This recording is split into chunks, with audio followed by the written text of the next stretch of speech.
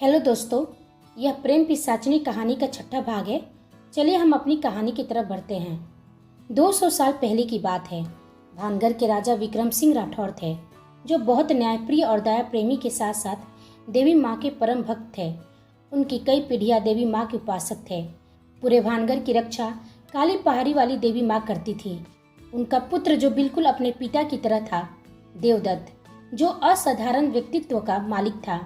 राजा विक्रम सिंह के राजमहल के उनके सबसे खास मंत्री दीनानाथ की पुत्री मंदिरा भी देवी माँ की परम भक्त थी, लेकिन वह दिखने में काली और कुरूप थी। हर कोई उसके रंग रूप का मजाक बनाता। वह माता रानी से हमेशा से एक ही वरदान मांगती, माँ, मैंने तेरी सच्चे मन से भक्ति की है, कृपया मुझे अपनी तरह खूबसूरत बना दो। अपनी पुत्री की प्रार्थना सुन दीनानाथ पूछे, पुत्री, यह तुम क्या मांगते रहती हो देवी माँ से? यह भी कोई मांगने की वस्तु है? देवी माँ ने तुम्हें जैसा बनाया है, तुम वैसे ही प्यारी और खूबसूरत हो। मंदिरा कहती है, प्रत्येक माता पिता को अपनी संतान प्यारी और सुंदर लगती है, लेकिन सत्य क्या है यह तो पूरा संसार बता देता है पिताश्री। मुझे कुछ नहीं चाहिए देवी माँ से, बस वो मुझे खूबसूरती का वरदान दे दे, मुझे अपनी तरह खूबसूरत बना दे। मंदिरा की माँ ने पूछा, लेकिन तुम्हें बस देवी माँ से यही क्यों चाहिए पुत्री? यह सुनो मुस्कुरा देती। दरअसल मंदिरा राजकुमार देवदत्त को मन ही मन प्रेम करती थी, लेकिन उसे डर था कि कहीं उसके रंग रूप को देखकर देवदत्त उसके प्यार को ठुकरा न दे। लेकिन राजकुमार देवदत्त के मन में कोई और ही बसी हुई थी। वह पड़ोसी राज्य की राजकुमारी कुसुम, जो दिखने में बहुत खूबसूरत, प्यारी और बुद्धि में तेज तरार थी। साथ में वो भी देवी माँ की परम भक्त थी। उनकी दासी आकर बोली, राजकुमारी, राजकुमार देवदत्त का पत्र आपके लिए आया है। देवदत्त का नाम सुनते ही उनके चेहरे पर मीठी और प्यारी मुस्कान आ गई। वह पत्र को लेकर पढ़ने लगी। पढ़ते समय उसकी आंखों में चमक बढ़ गई। दासी ने पूछा, राजकुमारी, आप दोनों का प्रेम भी बहुत ही अनोखा है। न आपने कभी राजकुमार को देखी और न ही राजकुमार ने आपको, लेकिन प्रेम आप दोनों का गहरा और पवित्र है। राजकुमारी ने कहा, वह तो मेरे हृदय में बसे हुए हैं। हृदय तो बस प्रेम में अपना सब कुछ लुटा देता है। दोनों राजमहलों के गहरे संबंध की वजह से हमारा बचपन में ही विवाह तय हो गई। तब से ही मैंने उन्हें अपने पति के रूप में स्वीकार कर लिया है।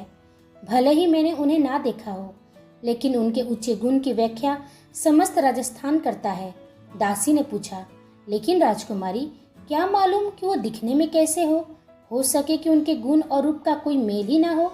आपकी खूबसूरती देखने के लिए अच्छे अच्छे राजकुमार सुरवीर कतार में खड़े रहते हैं, लेकिन आपको प्रेम हुआ भी तो ऐसे राजकुमार से जिसके रंग रूप के बारे में आपको कुछ भी नहीं मालूम। राजकुमारी ने कहा, प्रेम में रंग रूप नहीं दिखता है, प्रेम इन सबसे परे होता है। यदि प्रेम में रंग रूप देखा जाए तो वह प्रेम कहाँ, वो तो माया होती है ना। और माया की उम्र प्रेम की उम्र जैसी लंबी नहीं, काफी छोटी होती है। और जरा ये भी तो सोचो, मेरे हृदय में राजकुमार के लिए प्रेम जागा तो देवी माँ की ही वजह से। देवी माँ पर मुझे पूरा विश्वास है कि उन्होंने जो भी सोचा हमारे लिए सब उचित होगा। दूसरी तरफ राजकुमार देवदत्त का भी वही हाल था जैसी राजकुमारी कुसुम का, बस उन दोनों के बीच में पत्रों का आदान प्रदान ही होता था। मंदिरा भी हमेशा देवदत्त के ही सपने देखती, उसकी सहेलियां उसका मजाक बनाती। मंदिरा, तू सवेरे से शाम तक किसके सपने में खोई रहती है? कौन है वो जिसके सपने तू हमेशा सजाए बैठी रहती है? दूसरी सहेली ने कहा, अब कोई मंदिरा से राजकुमार तो विवाह करेगा नहीं, फिर कौन हो सकता है? मंदिरा उनकी बातें सुन बोली, क्यों, मुझ में ऐसी क्या कमी है कि मुझसे कोई राजकुमार विवाह नहीं कर सकता है? तुम सबको मैं दिखा दूंगी कि मैं किसी राजमहल की बहुरानी ही बनूंगी। उसकी सहेलियां उस पर हंसने लगती, न रंग है न रूप है, फिर इतना अक्कर किस बात की? मंदिरा मन में सोचती है, बस एक बार मेरी देवी माँ मुझे अपनी तरह खूबसूरती से भर दे, फिर मैं इन्हें बताती हूँ। राजकुमार देवदत्त के विवाह की चर्चे पूरे राजमहल में होने लगी। उनके पुरोहित ने विक्रम सिंह राठौर से कहा, महाराज, आपके पुत्र की कुंडली पहले भी मैंने देखी है। आपके पुत्र के विवाह में कई अड़चन पैदा हो सकती है। आने वाला समय बहुत ही नाजुक है, लेकिन यदि इनका विवाह आने वाली कृष्ण पक्ष में राजकुमारी कुसुम के साथ संपन्न हो जाती है तो फिर सब ठीक हो जाएगा। राजकुमारी कुसुम का नाम सुनते ही देवदत्त शर्मा जाते हैं। पुरोहित जी ने कहा, उससे पहले काली अमावस्या है। उस दिन देवी माँ का फाटक बंद रहेगा, इसलिए कोई भी शुभ कार्य उसके बाद ही किया जा सकता है। जब यह बात मंदिरा को मालूम चली तो गुस्से से तिलमिला गई। नहीं, यह नहीं हो सकता है। राजकुमार सिर्फ मेरे हैं, गलती उनकी भी नहीं है। मैंने कभी अपने हृदय की बात उनसे कही ही नहीं, इसलिए वो किसी और से विवाह करने के लिए राजी हो गए हैं। लेकिन मैं उन्हें अपने हृदय की बात जरूर बताऊंगी। मंदिरा ने देवदत्त के नाम एक पत्र लिखा और उनसे मिलने के लिए आग्रह किया।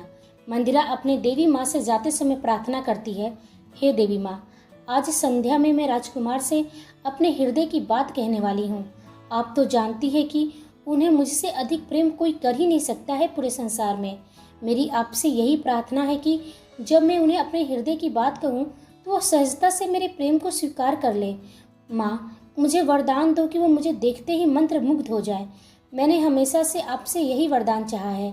अब आपको अपना कर्तव्य निभाना ही होगा। मंदिरा से मिलने देवदत्त आए और बोले, देवी, आप किस उद्देश्य से मुझे मिलने बुलाया है? मंदिरा ने कहा, राजकुमार, मैंने अपने हृदय में जिसको मूर्ति के भांति बसाया है, जिसको मैंने हमेशा अपने प्रेम से सींचा है, दुर्भाग्य की बात है कि वह इस प्रेम से अनजान है। मैं कुछ समझा नहीं देवी। आप यदि किसी से प्रेम करती है तो यह बात आपको उस व्यक्ति से कहनी चाहिए, मुझसे कहने का क्या मतलब है? मंदिरा मुस्कुरा के बोली, आप सचमुच बहुत भोले हैं। एक नारी अपने हृदय की बात जिससे कहती है तो निश्चय है कि वो उसका कोई खास ही होगा। आपके इसी भोलेपन पर मैं आपसे प्रेम कर बैठी। यह सुन देवदत्त अचंभित हो गए। वह बोले, यह मेरा सौभाग्य है कि आपने मुझे अपने प्रेम के काबिल समझा। आपका प्रेम का मैं हृदय से सम्मान करता हूँ, लेकिन हे देवी, मेरे हृदय में कोई और की मूर्ति बसी हुई है। मैं जिससे प्रेम करता हूँ वो आप नहीं हैं। यह सुन मंदिरा आहत हो गई। ऐसा मत कहिए राजकुमार, मैंने जब से होश संभाला आपको ही अपना सब कुछ मान लिया है। मैं जानती हूँ कि मेरे रंग रूप को देखकर आप ऐसी बातें कर रहे हो। आपको कोई सुंदर स्त्री ही जचती है, लेकिन मेरा विश्वास कीजिए, देवी माँ मुझे अवश्य सुंदर रूप देगी। देवदत्त ने कहा, आपको किसने कहा कि आप सुंदर नहीं हैं?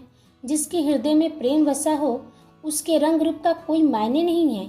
लेकिन मेरा विश्वास कीजिए, आपका प्रेम का मैं अनादर नहीं कर रहा हूँ। मैं तो पहले ही खुद को हार गया हूँ किसी और के प्रेम में। मुझे क्षमा कीजिए देवी। यह कह वह वहाँ से चले गए। मंदिरा अपने टूटे हृदय के साथ उन्हें जाते हुए देखती रही। उसे यह एहसास होता कि उसके रंग रूप को देखकर ही देवदत्त ने उसके प्रेम का अनादर किया है। वह दुख और वेदना से भर गई थी। उससे भी ज्यादा क्रोध की आग में वो जलने लगी। वह देवी माँ के मंदिर में गई।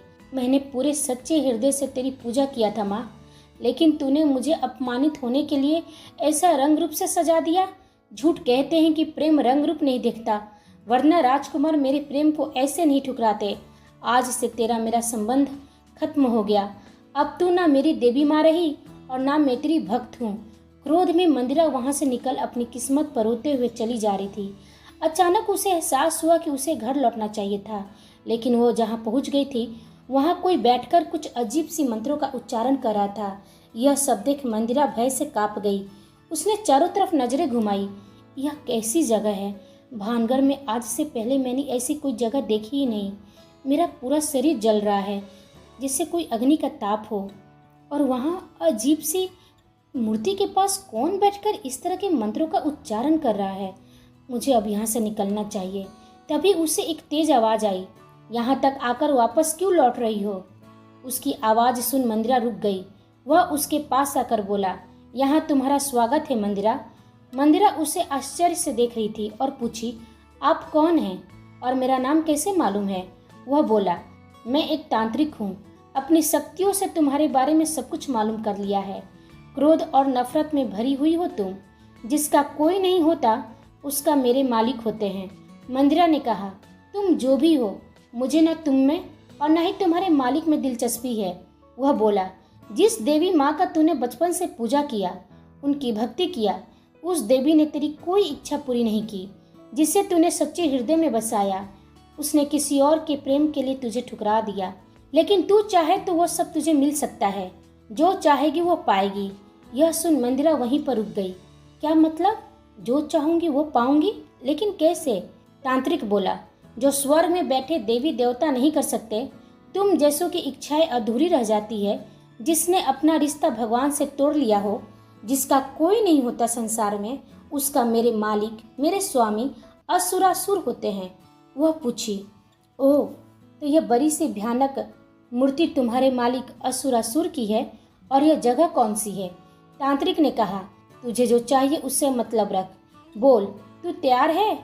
मंदिरा ने पूछा, क्या करना होगा मुझे? तांत्रिक बोला, मेरे मालिक को अपना मालिक बनाना होगा, उन्हें खुश करना होगा।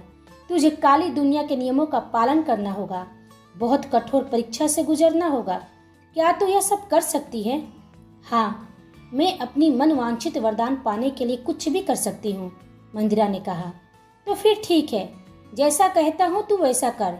यदि तूने सारी परीक्षा को पार कर लिया तो 15 दिवस के उपरांत मालिक तुझे दर्शन देंगे, लेकिन इन 15 दिनों तक तेरी इच्छा शक्ति कमजोर नहीं होनी चाहिए, वरना इसमें तेरी जान भी जा सकती है। मंदिरा ने उसके प्रस्ताव को स्वीकार कर लिया। तांत्रिक क्रोध और नफरत से भरी मंदिरा का फायदा उठाया। 15 दिन के कठिन परीक्षा को पास करने के बाद नरक के देवता असुरासुर ने उसे दर्शन दिए। मंदिरा, मैं तेरे साधना विद्या से प्रसन्न हुआ, बोल, क्या चाहिए वरदान में? मेरे मालिक, मेरे स्वामी, मैं धन्य हो गई आपके दर्शन पाकर। मुझे ऐसी खूबसूरत यौवन से नवाजो कि पूरे भानगर में वैसी खूबसूरत यौवन किसी और के पास ना हो। मेरे प्रेमी राजकुमार देवदत्त मुझसे विवाह करने के लिए विवश हो जाए। असुरासुर ने कहा, मैं तुझे खूबसूरत यौवन का मालिक बनाता हूँ। तुम्हारी खूबसूरती और खुशबू से तू जिसे चाहे प्रभावित कर सकती है। यदि किसी ने तेरी आंखों में देखा तो वो तेरे वश में हो जाएगा, लेकिन तेरी माया का प्रभाव ज्यादा समय के लिए नहीं रहेगा, क्योंकि तू किसी के दिमाग को वश में कर सकती है, उसकी हृदय को नहीं। मंदिरा ने कहा, लेकिन मुझे अपने देवदत्त को पूरी तरह से अपने वश में करना है। मुझे ऐसा वरदान चाहिए था, आधा अधूरा नहीं। असुरासुर ने कहा, तो इसके लिए तुझे मुझे भेंट चढ़ानी होगी। मंदिरा ने पूछा, मुझे जो भी करना होगा मैं करूंगी। अपने देवदत्त को पाने के लिए मैं कुछ भी कर सकती हूँ। बोलिए, कैसी भेंट चढ़ानी होगी मुझे? आने वाली काली अमावस्या के दिन तुझे उस राजकुमार से विवाह करना होगा, और तुम दोनों से जन्म लेने वाला तुम्हारा पहली संतान को मुझे सौंपना होगा, बिना कोई सवाल के। और एक बात और, मुझे हर सप्ताह एक कुंवारी कन्या का खून चढ़ाना होगा। मंदिरा ने कहा, अपनी पहली संतान को मैं कैसे आपको सौंप सकती हूँ? वो मेरे प्रेम का प्रतीक होगा। असुरासुर ने कहा, कुछ पाने के लिए कुछ खोना पड़ता है। यदि तुझे मनचाहा वरदान चाहिए तो तुझे मेरी इच्छा पूरी करनी होगी। मंदिरा के मन में देवदत्त को पाने की इतनी तीव्र इच्छा थी कि बिना सोचे समझे उसने असुरासुर की दोनों शर्तें मान गई। याद रहे मंदिरा, यदि तूने अपना वचन पूरा नहीं किया तो जो यह तेरी खूबसूरती का आवरण है, यह हटकर तेरी बदसूरत चेहरा सभी के सामने आ जाएगी। लेकिन जो बदसूरत चेहरा सामने आएगी वह इस चेहरे से कई गुना भयंकर और डरावना होगा।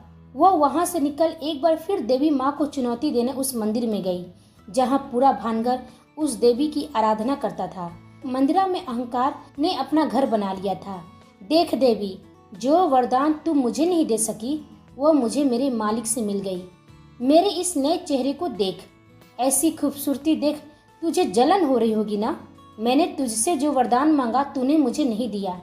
अब तेरी उल्टी गिनती शुरू देवी।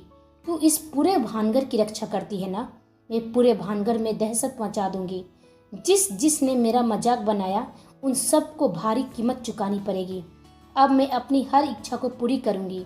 मैं अब राजकुमार से विवाह कर इस पूरे भानगर की नई रानी बनूंगी। मंदिरा की खूबसूरती देख पूरा भानगर हैरान था। यह चमत्कार कैसे हुआ, सब में यह सवाल था, लेकिन किसी के पास इसका कोई जवाब नहीं था। जिसने उसका मजाक बनाया था सबको उसने सबक सिखाया, और एक बार फिर उसने देवदत्त को पत्र लिखकर उससे मिलने का आग्रह किया। लेकिन राजकुमार इस बार उसके आग्रह को ठुकरा दिए। लेकिन मंदिरा भी कहाँ हार मानने वाली थी।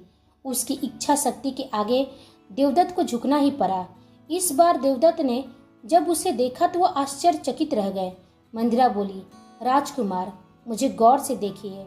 आपके प्रेम को पाने के लिए मैंने खुद को ही बदल दिया, अपना अस्तित्व मिटा एक नया रूप ले लिया। अब तो आप मेरे प्रेम को स्वीकार करेंगे। देवदत्त ने कहा, मैंने पहले भी आपको कहा था और आज भी कह रहा हूँ, मेरा प्रेम, मेरा हृदय किसी और का है। इसलिए आप बेमतलब की कोशिश करना बंद कीजिए और आइंदा मुझसे मिलने का आग्रह मत कीजिएगा। यह सुन मंदिरा ने अपना चाल चला। ठीक है, लेकिन आपसे एक विनती है कि आप एक बार मेरी आंखों में देखकर यह बात कह दीजिए, तो मुझे पूरा विश्वास हो जाएगा कि आपका प्रेम किसी और का है, मेरा नहीं। और राजकुमार ने यही भूल कर दी। उसके चाल में फंस गए। उसकी आंखों में देखते ही वो अपने वश में कर ली।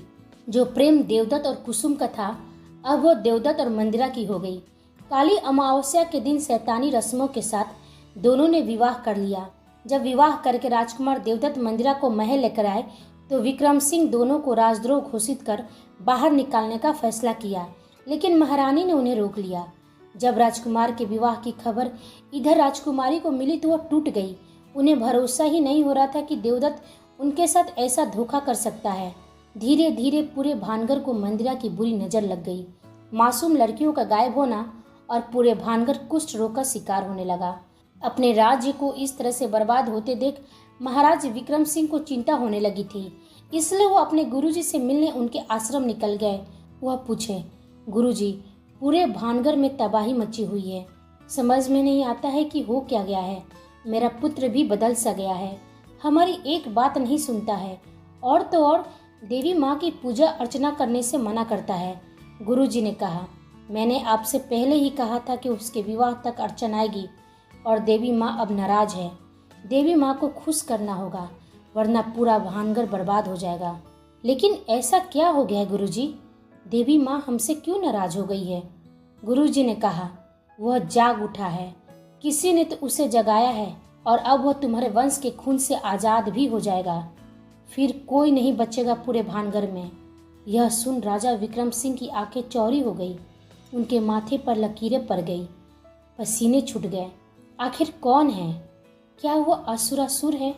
यह जानेंगे हम अगले अध्याय में। तब तक आप हमारे चैनल के साथ बने रहिए। आप सभी को मेरी कहानी सुनने के लिए धन्यवाद।